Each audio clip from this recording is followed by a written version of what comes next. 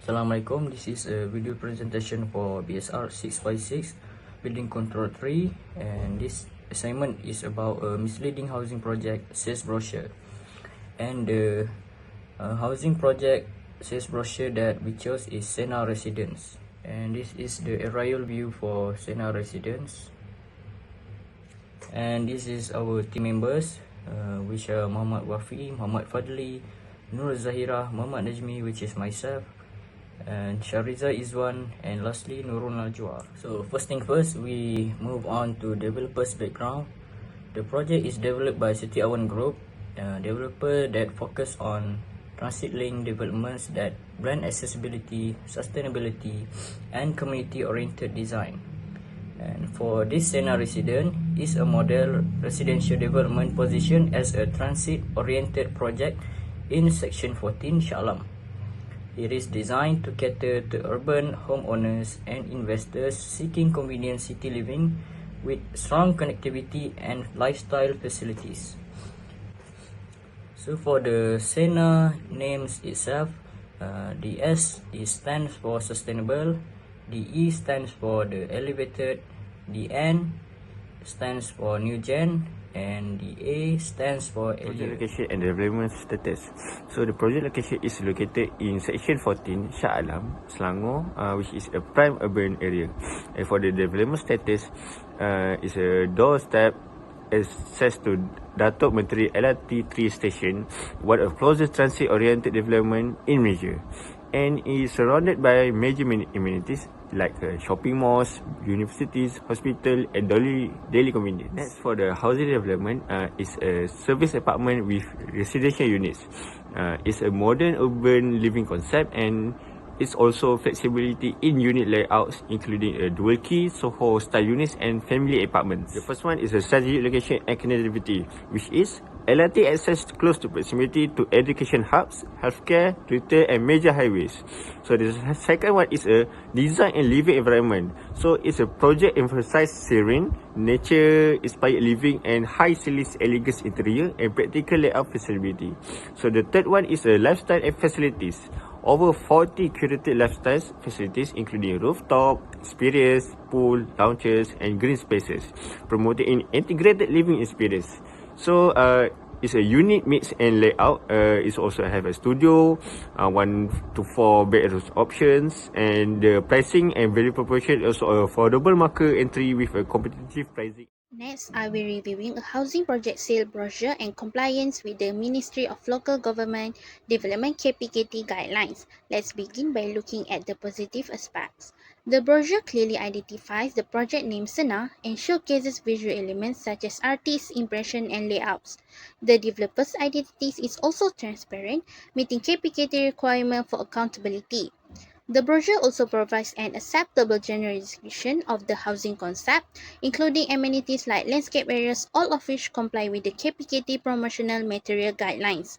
Importantly, a marketing disclaimer is included, indicating that the visuals are artist impression, which is a good practice under KPKT. However, there are several key issues we need to address. First, the brochure fails to clearly state the expected vacant position period, which is a breach of transparency and it does not align with the sale and purchase agreement. This omission could mislead potential buyers about when they can expect to move into their new homes. Next, the brochure neglects to disclose critical details about the land title and tenure. KPKT regulation required that the land status, whether freehold or leasehold, and the title type be clearly outlined. The absence of this information constitutes a contravention of the Housing Development Act. Additionally, there is a significant problem with the lack of clarity regarding the phasing of the development. The brochure fails to explain the development phases, including which facility will be available in each phase. This could cause confusion for potential buyers regarding the timeline and completion of promised amenities, impacting their decision-making process. Lastly, the brochure does not inform buyers about liquidated asset damages, which they are entitled to if the developer fails to deliver on time.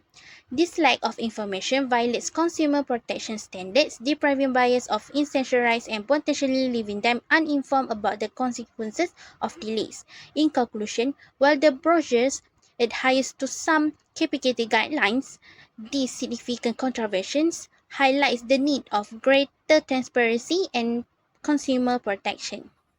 Moving on to the implication if misleading sales brochures are not properly controlled. When mistake and misleading elements appear in housing project brochures such as the SINA project, serious impact may arise. Firstly, for house buyers, misleading information can cause uninformed purchasing decision as a buyers may not fully understand the property or verify its legal status and approval. Buyers may also feel disappointed when completed unit does not match what was advertised. Second, for developers, misleading brochure may result in legal disputes, penalty, enforcement action, or even license suspension. Additionally, buyers may submit complaint to the Ministry of Local Government that continues the implication if misleading sales brochure are not controlled. Misleading advertising can reduce public trust in property developers and the housing industry. When buyers receive unclear information, they may no longer trust housing advertisement in future projects. Failure to follow KPKT guidelines show weaknesses in regulation and governments. Regulatory authorities may receive more complaints, and existing laws such as Act in 118 may be seen as a less effective. Last one is there are financial and social effects on buyers. Purchasing a house is a long-term commitment, and buyers may face unexpected extra costs for repairs or renovation. In addition, the property value may not meet buyers' expectation, leading to dissatisfaction. We move on the interview session with the Setiawan, which is one of the staff member. So that the persons that we interview is Muhammad Syami, who has 6 years of experience as a project executive on that company, on that developer company. So we asked him about the issue that related on vacant position, liquidated accidental damage, and defect liability periods, and the findings from our interview as follows. So firstly, issue related on vacant position often arise due to the construction delays. These delays are commonly caused by the shortage of manpower, delays in the supply construction materials, and contractor related problem. As a result, developer may fail to deliver VP within the time frame that stimulated in the sales and purchase agreement. In addition, the delays in authority approval also contribute to the vacant position issue. The certification of completion and compliance or CCC may be delayed due to the technical inspection issue and rectification requirement imposed by local authority. Even though the housing units are almost complete, but the VP cannot be officially handled without the CCC.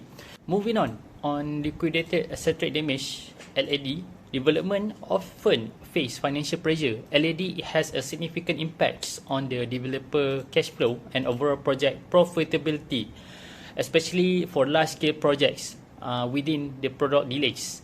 Disputes may also arise when the purchaser claims that maximum LAD entitlement, while developer argue that vacant position has already been valid delivered, often results in case being brought before the Housing Purchasement Tribunal. Lastly, during the DLP periods, which is developer face challenges in managing contractor may be slow, lack commitments, or carry out rectification works of poor quality, which can negatively affect the developer reputation. Furthermore, dispute often arise regarding the scope of defect liability periods, where the purchaser expects all the defects needs to be rectified, while the developer argue that some defects are caused by normal usage and by causes by the owner Summary itself. of key finding. For the first finding, sale brochure often present information in a very positive way, especially on project completion and vacant possession. However, important details are sometimes unclear, which can create unrealistic expectation among buyers. Next, the information on LAD or liquidated ascertained damage and the DLP defect liability period is often not explained clearly. Because of this, buyers and developer may have different interpretation, which can lead to misunderstanding and conflict between them. Lastly, brochures usually do not clearly mention potential risks such as construction delays, approval issue, or contractual problem. This means buyers are not fully aware of the possible challenge that may affect the project timelines or project completion times. To the recommendation to improve sale brochure and transparency.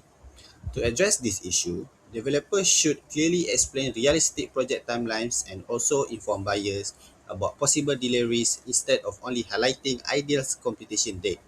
In addition, LAD information should be presented in a simple and transparent manner, including when it applies and how it is calculated, so buyers clearly understand their right. Finally, the scope of the defect liability period should be clearly defined, including the developer responsibilities and any exclusion. All information in the brochure should also be consistent with the sale and purchase agreement and housing regulation.